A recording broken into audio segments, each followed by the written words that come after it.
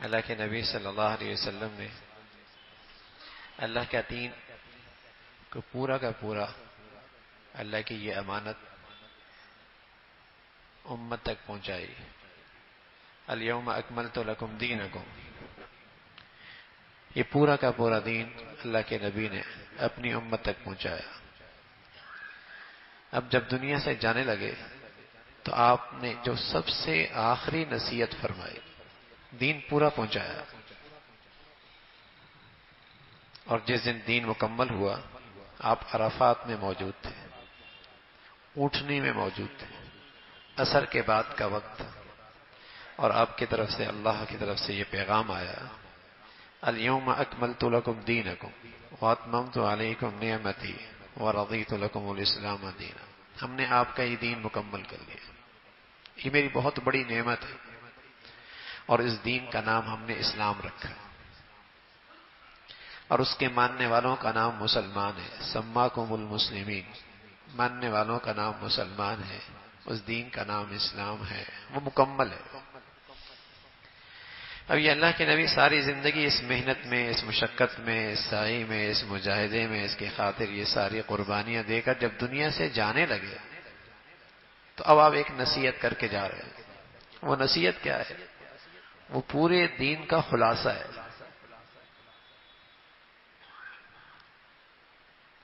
کہ اگر میری امت اس کو مضبوطی سے پکڑ لے گی تو اس کے لیے دین کے شاعرہ پہ چلنا آسان ہو جائے گا، اس کے لیے دینی زندگی پہ آنا آسان ہو جائے گا. تو ظاہر ہے اللہ کے نبی دنیا سے جا رہے ہیں تو آخری بات کوئی بہت ہی اہم ہوگی. اللہ کے نبی صلی اللہ علیہ وسلم کی اہلیہ حضرت عائشہ فرمانے لگی، اس وقت اللہ کے نبی میرے گود میں تھے، اور میری خوش نصیبی ہے کہ آپ کا اس دنیا میں جاتے ہوئے جو چیز آپ کے منہ میں گئی، سب سے آخری چیز جو آپ کے منہ میں گئی وہ میرا لعاب تھا. وہ میرا لعاب تھا، وہ آپ کے منہ میں گیا. یہ میری خوش نصیبی تھی کہ سب سے آخری چیز اس دنیا میں جو آپ کے منہ میں گئی وہ میرا لعاب تھا، اور آپ کی روح جو نکلی میرے گود میں نکلی. آپ علیہ الصلوۃ والسلام عائشہ کی گود میں تھے، سر آپ کا گود میں تھا رضی اللہ تعالیٰ عنہ. تو دیکھا کہ مسواک میری بہن کے پاس ہے تو آپ دیکھنے لگے. تو مجھے محسوس ہوا کہ آپ کو مسواک کی چاہت ہے. تو میں نے پوچھا اللہ کے رسول مسواک چاہیے؟ تو آپ نے یوں اشارہ کیا. تو میں نے وہ مسواک لی اور اس کو چبایا، نرم کیا، چبایا اور نرم کیا، اور پھر اللہ کے نبی صلی اللہ علیہ وسلم کو دیا. تو سب سے آخری چیز جو آپ کے منہ میں گئی وہ میرا لعاب تھا.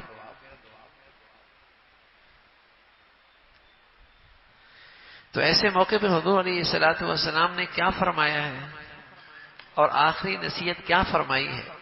حضرت علی بھی گھر کے آدمی ہیں، حضرت عائشہ بھی گھر کی ملکہ ہے، گھر والی ہے. تو دونوں فرمانے لگے کہ اللہ کے نبی صلی اللہ علیہ وسلم کا جو آخری کلام تھا جس میں آپ کا انتقال ہوا، آپ نے وفات پائی، دنیا سے آپ تشریف لے گئے، وہ یہ دونوں لفظ، الصلاۃ الصلاۃ اتقوا اللہ فیما ملکت ایمانکم. نماز نماز نماز. ایمان والے کے لیے حقوق اللہ میں اللہ کا سب سے بڑا حق نماز. حقوق اللہ میں ایمان والے کے لیے اللہ کا سب سے بڑا حق نماز. تو آپ دنیا سے جاتے ہوئے الصلاۃ الصلاۃ الصلاۃ، لوگوں نماز نماز نماز. یہ حقوق اللہ میں اسلام کا سب سے بڑا فریضہ ہے. اب آئی بات دوسری حقوق العباد کی. سارا دین دو چیزوں کا نام ہے نا، حقوق اللہ اور حقوق العباد. اگر حقوق اللہ میں مسلمان کی زندگی میں نماز اچھی ہو جائے، نماز اچھی ہو جائے، ورنہ تو نمازیوں کے لیے بھی بربادی ہے. فویل للمصلین، نمازیوں کے لیے ہلاکت، جو پڑھتے ہیں اور چھوڑتے ہیں. پڑھتے ہیں اور اس کے آداب اور شرائط کا خیال نہیں رکھتے. جیسی آئی پڑھ لی، جی چاہا تو پڑھ لیا، وقت ملا تو پڑھ لیا، سفر میں گئے تو چھوڑ دیا، ایئرپورٹ پہ گئے تو چھوڑ دیا، جہاز میں گئے تو چھوڑ دیا، خوشی کا موقع آیا تو چھوڑ دیا، مشغولیت آ گئی تو چھوڑ دیا. پڑھ لی، گھر میں پڑھ لی، کبھی مسجد میں پڑھ لی، کبھی جماعت سے، کبھی بغیر جماعت کے، کبھی جلدی سے. فویل للمصلی، نماز ایسی نہیں ہوتی. نمازی کب کامیاب ہے؟ قد افلح المؤمنون الذین هم فی صلاتهم خاشعون. نمازی کامیاب ہو گئے، ایمان والا کامیاب ہو گیا جب اس کی نماز میں خشوع ہو. والذین هم علی صلاتهم یحافظون، جب وہ اپنی نمازوں کی حفاظت کرنے والا ہو. وہ سفر میں نکلنے سے پہلے نماز کا وقت دیکھتا ہے، وہ اپنی میٹنگ سیٹ کرنے سے پہلے نماز کا وقت دیکھتا ہے، وہ اپنی زندگی کی پلاننگ اور منصوبہ بندی سے پہلے سب سے پہلے نماز کی چیز دیکھتا ہے. نماز کہاں ہوگی؟ نماز. آپ ہی تو اپنی زندگی میں بہت ساری چیزیں دیکھ کر اگلے فیصلے کرتے ہیں نا. مسلمان 24 گھنٹے میں باقی جتنی ترتیب بناتا ہے نماز کو سامنے رکھ کے بناتا ہے. نماز پہلے تو مسلمان ایسے ہی کیا کرتے تھے، گھر بھی بناتے تھے نا، دیکھتے تھے گھر مسجد کے کتنا قریب ہے، جس میں آبادی ہو، جس میں میرے لیے پہنچنا آسان ہو، میرے بچوں کے لیے پہنچنا آسان ہو. یہ دیکھتے تھے. نماز تو اللہ کے نبی صلی اللہ علیہ وسلم پورا دین امت تک پہنچا کے گئے، لیکن آخر میں جو سب سے آخری نصیحت فرمائی، نماز. الصلاۃ الصلاۃ الصلاۃ. تو حقوق اللہ میں، اسلام کے فرائض میں سب سے بڑا فریضہ نماز. ایک تو آپ نے اس کی تلقین فرمائی. دوسری بات، اتقوا اللہ فیما ملکت ایمانکم. دوسری نصیحت حقوق العباد کی، حقوق العباد کی. اور حقوق العباد میں تلقین فرمائی، جو کمزور لوگ ہیں، جو تمہارے ماتحت ہیں، جو کمزور لوگ ہیں، ان کے حقوق کا خیال رکھنا. اب ظاہر ہے حقوق العباد میں جب کمزوروں کا خیال کرے گا تو طاقتور تو ویسے ہی اپنا حق لے لیتا ہے.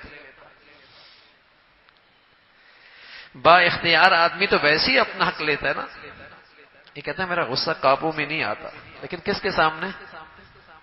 بعض جگہ تو بڑا قابو میں آ جاتا ہے، جہاں پتہ ہے نا کہ ری ایکشن اس سے زیادہ خطرناک آئے گا، سامنے والا اس سے بڑی انداز سے پیش آئے گا، وہاں تو غصہ قابو میں آ جاتا ہے.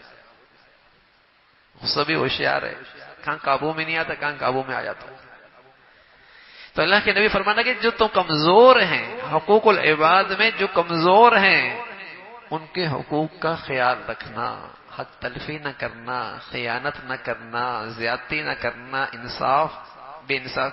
بس اوقات ساری زندگی بہن نہیں مانگتی، کیا کروں مانگ کر، بھائی سے تعلقات ہی خراب ہو جائیں گے، نہیں مانگتی بیچاری. بس اوقات بیوی نہیں مانگتی، کیا مانگو اپنا حق، گھر ہی خراب ہو جائے گا، گھر ہی خراب ہو جائے گا. بس اوقات چھوٹا بھائی نہیں مانگتا، کیا مانگو، اس وقت میرا اختیار ہی گھر میں کچھ نہیں ہے، نکال دوں گا، نکال دے گا. ماتحت کمزور تمہارے معاشرے میں، تمہاری زندگی میں جو کمزور ہیں ان کا حق. اللہ کے نبی اتقوا اللہ، اللہ سے ڈرنا، اللہ سے ڈرنا. اب دیکھو نا ساری زندگی آپ نے اللہ کی نصیحتیں پہنچائیں، پیغام پہنچائے، دعوت دی، زندگی سکھائی، طریقہ بتایا، اخلاق بتائے، نصائح بتائے، تربیت فرمائی، لیکن جاتے جاتے آپ نے جن دو چیزوں کا انتخاب کیا اپنی نصیحت کے لیے، جو خلاصہ ہے، جو سارے دین کا خلاصہ ہے، حقوق العباد، حقوق اللہ کی روح ہے. اگر پورے حقوق اللہ کی زندگی اپنانی ہے تو اس کا پہلا سرا نماز ہے. اس کو کتنا بڑھیا کر سکتے ہو، کتنا شاندار کر سکتے ہو، کتنا اعلیٰ کر سکتے ہو. نماز کے بغیر کوئی آدمی انصاف کی زندگی گزار ہی نہیں سکتا. نماز کے بغیر کوئی آدمی انصاف کی زندگی گزار ہی نہیں سکتا. یہ ظالم ہے، یہ اللہ کا حق ضائع کرتا ہے. کمزوروں کے حق ادا کیے بغیر کوئی آدمی انصاف کی زندگی گزار ہی نہیں سکتا. یہ ظالم ہے، یہ کمزوروں کا حق ضائع کرتا ہے. تو سب سے بڑا حق نماز رمضان کا آخر ہے، اختتام پذیر ہو رہا ہے. اگر ہم اسی کو پکڑ لیں، نماز بڑھیا کریں گے. کچھ ایسے بھی ہوتے ہیں جن کی زندگی بھر جماعت نہیں رہتی، اور کچھ ایسے بھی خوش نصیب ہوتے ہیں جن کی تکبیر اولیٰ بھی نہیں رہتی، جن کی زندگی بھر جماعت نہیں رہتی. کچھ ایسا بھی کر لینا. نماز بڑھیا. حضور علیہ الصلوۃ والسلام فرمایا کرتے تھے مسجد متقی کا گھر ہے، متقی کا گھر ہے مسجد. فرمایا جو صبح مسجد آئے، شام مسجد آئے، جتنی مرتبہ یہ مسجد میں آتا ہے، اللہ اس کے لیے ہر مسجد میں آنے پہ ایک میزبانی تیار کرتے، اس کے لیے ایک دسترخوان تیار کرتے ہر دفعہ، کیونکہ یہ اللہ کا مہمان بن کے آتا ہے، کیونکہ مسجد اللہ کا دربار ہے. جب بھی آتا ہے تو اللہ اس کے لیے ایک دسترخوان مہمانی کا تیار کرتا ہے.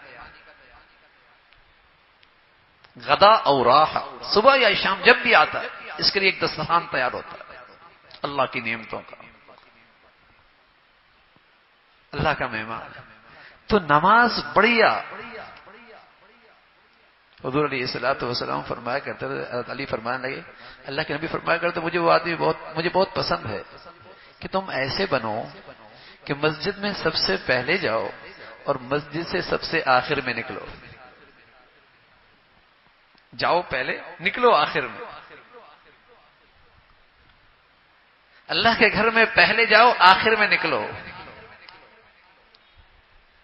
جو گھر کا مہمان ہوتا ہے نا، جو گھر کا مہمان ہوتا ہے وہ آتا پہلے اور جاتا سب سے آخر میں.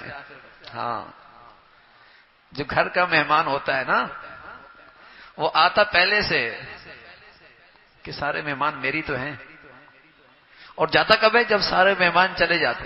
گھر کا آدمی ہو، وہ گھر کا آدمی ہے، وہ کہتا ہے میں مہمان نہیں ہوں، میں تو گھر کا آدمی ہوں. آتا سب سے پہلے، جاتا سب سے آخر میں. تو حضور علیہ الصلوۃ والسلام فرمایا کرتے تم بھی اللہ کے گھر کے مہمان بنو. آؤ پہلے، جاؤ آخر میں. آؤ پہلے، جاؤ آخر میں. الصلاۃ نماز بڑھیا، نماز بڑھیا نماز. اور دوسری بات فرمائی اتقوا اللہ، اللہ سے ڈرو، کمزوروں کے حقوق ضائع نہ کرو. شاید آج تو وہ اس کی زبان خاموش ہو، اپنا حق نہ مانگ سکے، مطالبہ نہ کر سکے، تمہیں کہیں لے کے نہ جا سکے، تمہارے خلاف آواز نہ اٹھا سکے. لیکن یاد رکھو ایک عدالت اور بھی ہے، ایک دربار اور بھی لگے گا، اور وہ انصاف کی عدالت ہوگی. وہاں حق دینا پڑے گا وہاں. تو ان دو چیزوں کا اگر ہم اپنی زندگی میں اہتمام شروع کر دیں تو اللہ کی ذات سے امید ہے پوری زندگی اسلام پہ ڈھالنا آسان ہو جائے گا. اسلام کے سارے فرائض میں آنا آسان ہو جائے گا. یا تو آدمی حقوق اللہ میں ڈنڈی مارتا ہے یا حقوق العباد میں ڈنڈی مارتا ہے، یا حقوق العباد میں خیانت کر رہا ہوتا ہے، غلط کر رہا ہوتا ہے، زیادتی کر رہا ہوتا ہے، ناانصافی کر رہا ہوتا ہے، یا حقوق اللہ میں غلطی کر رہا ہوتا ہے. تو آپ نے جاتے ہوئے پورے اسلام کا خلاصہ بتا دیا. تو ہم بھی رمضان کے آخر میں ہیں بھائی، ہم بھی اپنے نبی کی یہ آخری نصیحت اپنے پلے باندھ لیں اور اس پہ استقامت کا مظاہرہ کریں کہ کچھ بھی ہو جائے نماز بڑھیا، نماز جماعت کے ساتھ، نماز نوافل کے ساتھ، نماز سنن کے ساتھ، اور نماز ہر حال میں، سفر، حضر، خوشی، غمی، صحت، بیماری، نماز مسلمان کی نماز ہر حال میں. اور اس کو میں کتنا اچھا کر سکتا ہوں، کتنا بڑھیا کر سکتا ہوں. ماشاءاللہ ماشاءاللہ 30-40 سال سے گاڑی تو اچھی ہو گئی نا، 30-40 سال سے گھر تو اچھا ہو گیا نا، 30-40 سال سے زندگی کا اسٹیٹس تو اچھا ہو گیا نا، اللہ کرے ہماری نماز بھی اتنی اچھی ہو جائے، اللہ کرے ہماری نماز بھی اتنی بڑھیا ہو جائے۔ پہلے پڑھتے تھے 3-4 پڑھتے تھے، پہلے پڑھتے تھے 5 پڑھتے تھے، پہلے پڑھتے تھے بس پڑھ لیتے تھے، لیکن اب پڑھتا ہے، جماعت بھی پڑھتا ہے، سنتی بھی پڑھتا ہے، نوافل بھی پڑھتا ہے، رات کو تہجد بھی پڑھتا ہے، اور سبحان اللہ ایسے آرام سے پڑھتا ہے کہ ایسا لگتا ہے اس کو مزہ۔ نماز میں وہی بات جو میرے نبی کو ہوا کرتی تھی، نماز میرے دل کو سکون ملتا ہے، نماز سے میری آنکھیں ٹھنڈی ہوتی ہیں، نماز سے میری آنکھیں ٹھنڈی ہوتی ہیں۔ بلال کھڑے ہو جاؤ، اذان کہو، میری آنکھیں ٹھنڈی کرو، ایسا مزہ آ رہا ہے اس کو نماز میں۔ اللہ ہمیں ایسا بڑھیا نماز نصیب فرمائے، اور ہمیشہ حقوق العباد کا بھی خیال، رعایت اور اس کی فکر اور اس کا اہتمام نصیب فرمائے۔